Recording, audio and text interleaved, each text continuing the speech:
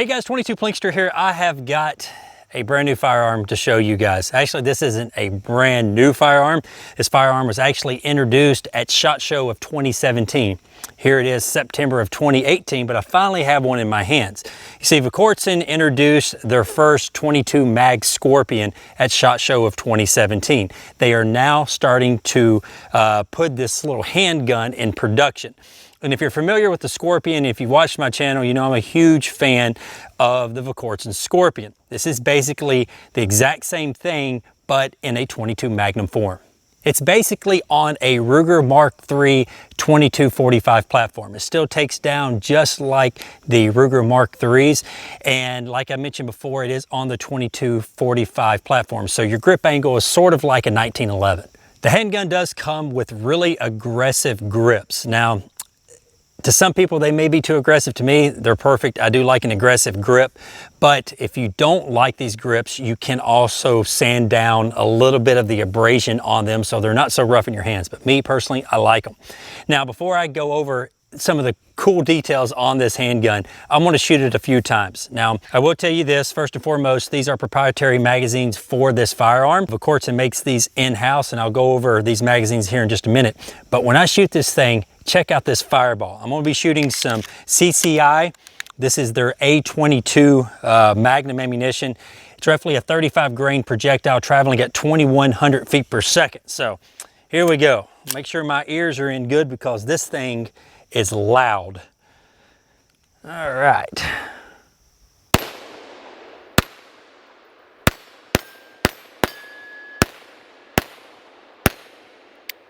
All right. She is out. And did you notice something? That's right, it did not lock open on the last shot. Let me tell you why. The reason why this handgun does not lock back on this last shot is because there's not too many people that make 22 Magnum semi-automatic pistols. Now, there are quite a few companies that make 22 Magnum revolvers, but since 22 Magnums run on a blowback action design, it's taking the pressure from that projectile to manipulate the bolt and to grab the next round to put it in your chamber. So what they had to do to solve the pressure issues is to make a very, very heavy bolt. This bolt is made of tungsten and it is very heavy. And to do so, if they wanted to make where it would lock back on the last shot, they tried a few different things, and yes, it worked, but over a period of time, this bolt is so heavy, it would just mess up, destroy the gun on the inside, trying to catch this bolt back on the last shot. So they could do it, but however, since this bolt is so heavy, they opted not to put that in the final design. This barrel is 6 inches long, and as you notice the fireball coming out of the end of the compensator here, this compensator works extremely well. I've shot a lot of 22 long rifles that the barrel rose tons more than this guy.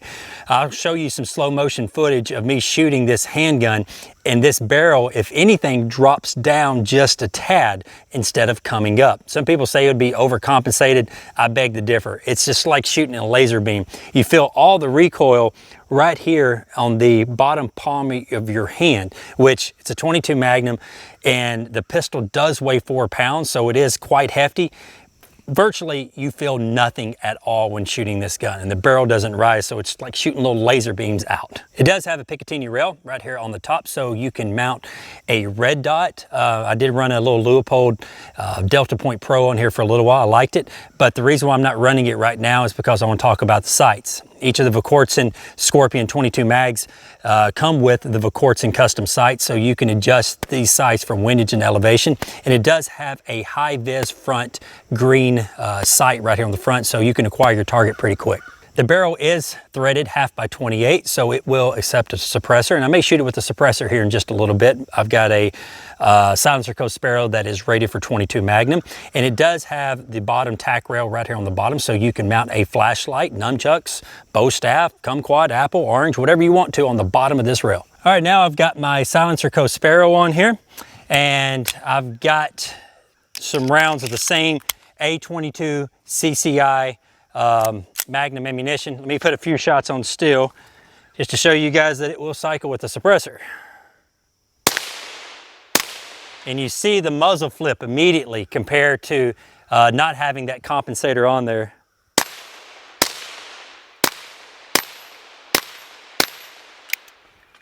All right, there's one mag. Let's see if we can just hear that bullet hit the target at 100 yards out there. I don't know if we can or not.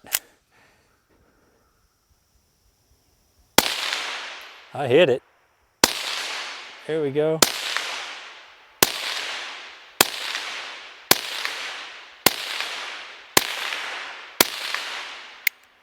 Woo! That 22 mag, that suppressor heats up. The trigger is like butter, like all Volquartsen triggers. I measured this trigger 3 times, and each time I was getting between 1 pound and 14 ounces and 1 pound and 15 ounces. You do have your manual safety right here on the left-hand side for fire and also for safe.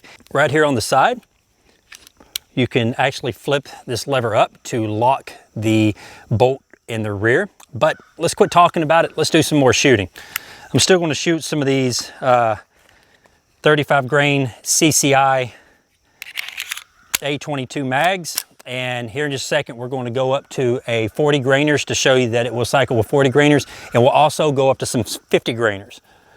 Get my ears in good. All right, let's go across the creek. It's going to be hard for you guys to hear me slap still over there because this bullet is moving pretty quick.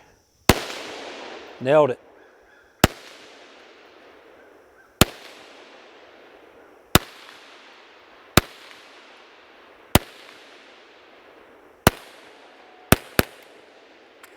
So I actually went 100%, but it is hard for you guys to hear because this firearm is so loud. Now I've got some CCI game points.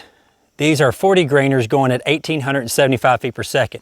The bullet that I was shooting beforehand was the A22 traveling at 2,100 feet per second on a 35 grain projectile. So the only reason why I'm shooting this different kind of ammo is to show you guys that it will cycle with different weights. Kind of do the homework for you. So here we go. All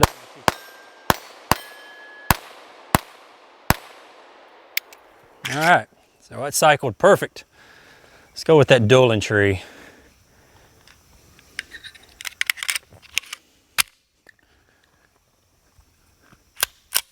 All right.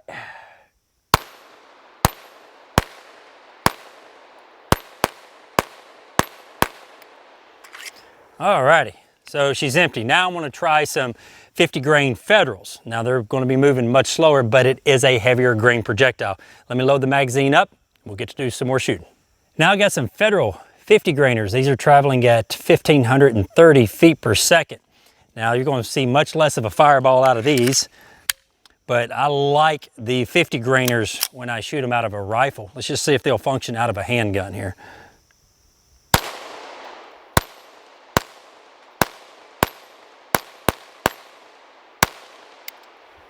All right, and it is a 9-shot handgun. It is not a 10-shot. So I'm always thinking in my head, I'm used to firing 10 shots. All right, let's see if I can flip that plate. No, it's not going to flip it. And these, I can go ahead and tell, are printing a little high. Usually with a heavier bullet, it's going to impact a little higher. So it cycled 50 grainers just fine. Now, what you're probably curious about is if this firearm is accurate. You really can't tell a whole bunch about accuracy, me just slapping steel out here on the range. So I'm gonna take it out here to the rifle range, set up put up a target at 50 yards, and I've got a Leupold scope that I'm going to mount on top of here, and we're going to see what kind of groups you can expect out of this Volquartsen Scorpion 22 Magnum at 50 yards. All right, I have 3 targets downrange at 50 yards, and I'm just curious how well this pistol will group at 50. I'm going to try 3 different kinds of ammunition. First going to be the CCI A22, what I was shooting previously in the video. And we'll see how well this groups. This is again a 35 grain projectile going or traveling at 2,100 feet per second. So I'm going to start with the far left work my way over.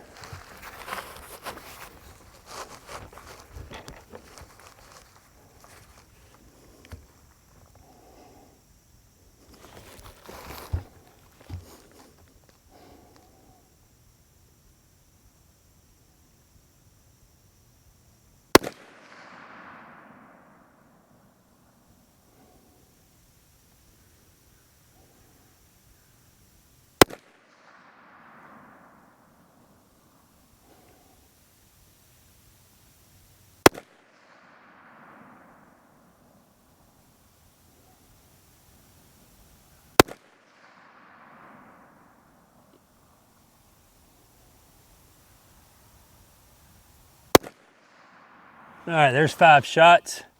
Can't really tell how well the group is from here.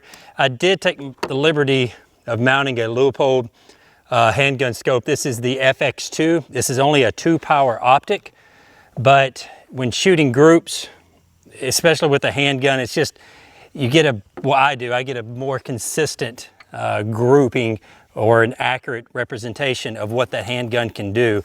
So now I'm gonna try some 40 grain. These are the CCI 40 grainers. Come on, camera, focus. Focus, there we go. These are the 40 grainers traveling at 1875. Let me load 5 in here.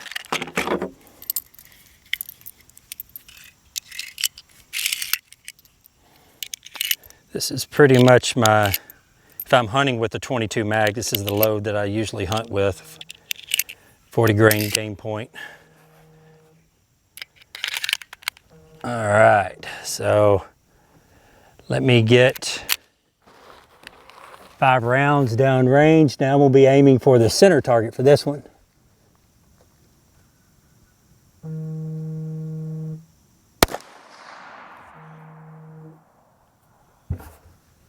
Somebody keeps calling me.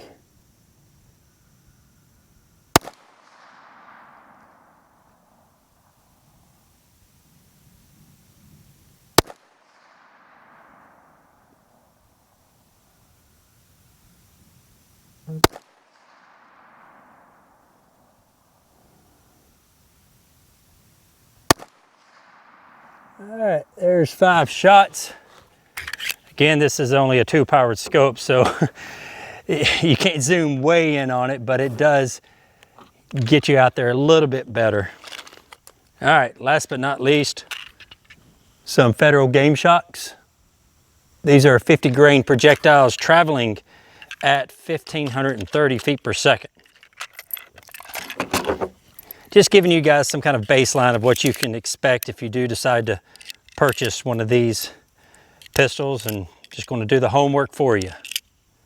One grain may shoot better than the other grain. We don't know, and I'm going to kind of find out together here. All right, let's go for that far right target.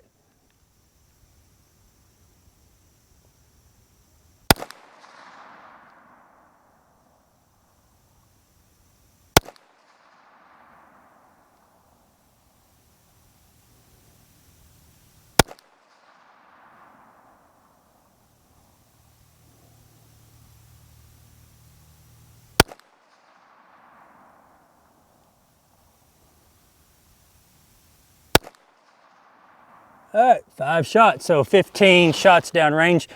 Let me retrieve those targets. We'll see what we have. Okay, so I retrieved my targets downrange. This is the 5-shot group at 50 yards with the 35 grain A22. Mentioned earlier in the video, this is kind of what they tailored this firearm around. So that's about a 1-inch group, and with a little bit of practice and probably a little bit better setup, I could probably shrink that up to probably a 3/4 inch group, but that shot really well. Next up was the, I think this was the 40 right here. I had a pretty good group going on, and I could pull low on one of them. Could have been the gun, it could have been me, more likely it was me, but I had a pretty good group going on. So the 40 shot pretty well, and this was the 50, and that's probably about 1.5 inches. Yeah, it's about 1.5 inches, because between each line here is 1 inch. So it's on the center of the line. So that's about 1.5 inch group. This one, not counting the flyers, about an inch, but we're going to count that flyer. It's about a 2-inch. But like I said, I don't know if it was me or not, because honestly, the crosshairs, I scratched off the center of this orange where I actually could put the crosshairs on something, because the crosshairs are black and this paper is black. So the crosshairs was basically covering this whole orange dot. It would disappear when I moved that crosshair over top of it. So that's not too bad, but by far the best shooting was the A22. All right, I'm gonna load 9 rounds into this magazine. We're gonna try something. I've got a 3-inch plate down there at 100 yards. And I'm curious how well this pistol shoots at longer ranges. I love this scope. I love this Leupold scope on here. It does really well, but to try to find try to get a good group at it at 100 yards will be pretty hard. So I'm going to see how many times I can actually smack a 3-inch steel plate. And if you're looking on your camera, where am I at? All right, so it's right around there. You probably can't see it with this camera, but I have a camera over here zoomed in at 100 yards on that plate. Let's just see if I can hit it. I'm gonna have to aim just a tad high here. It's a 3-inch plate at 100 yards.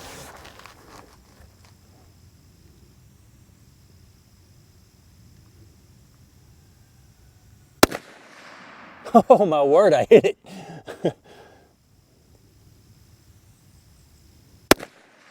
Hit it again. 2 for 2. 3 for 3. 4 in a row. Oh my word, this thing will shoot. Hit it again. 5 for 5. Oh, I missed.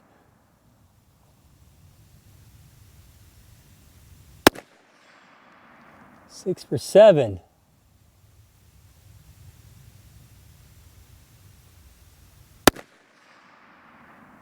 Got it again. My goodness, thing's like shooting a laser beam. I'm only aiming maybe 3 inches above that plate. Nailed it. Holy cow. So I went 8 for 9 at 100 yards on a 3-inch white plate. I will take that any day of the week. All right, let me give you my final thoughts. I've gotten a lot of questions, and so has Volquartsen, about an holster for the Volquartsen Scorpion. Well, now Safariland makes a holster. I know I'm out of frame here, but they make a Kydex holster for the Scorpion. So finally, a holster for the Scorpion. This is the low mount holster, so you can also get a higher mount. I got the low mount because usually when I do shoot this pistol out in the field, it's going to be suppressed. Now you have a lot of firepower in your hands with a 22 mag semi-automatic. This pistol was pretty much designed for varmint hunting, whether it be coyotes or prairie dogs or groundhogs or squirrels. And as you saw in the video before, it is very accurate, at 50 yards. And that's basically why it was designed. Now, a lot of you people are probably saying, yeah, I've looked at the price on this handgun. This handgun retails for around $2,100. Well, I can buy, 4 Kel-Tec PMR 30s and have 30 rounds instead of 9 rounds. Well, you're right, you can. You can buy 4 Kel-Tec PMR 30s for the price of one of these guys. But the problem with the Kel-Tec, it's not that it's not reliable or anything like that, because I've made a video on it and it was fairly reliable to me. The problem with the Kel-Tec was the accuracy. It does fine up close, but you get past 20, 30 yards, the accuracy really tails off on that particular handgun. So if you're looking for accuracy, you're going to have to go something like this Volquartsen Scorpion if you want that long range accuracy. Guys, thank you very much for watching this video. If you have any questions, you can put them in the comments below. Go over to my Facebook, Instagram, or Twitter page and ask them there. Until next time, y'all be safe and keep blinking.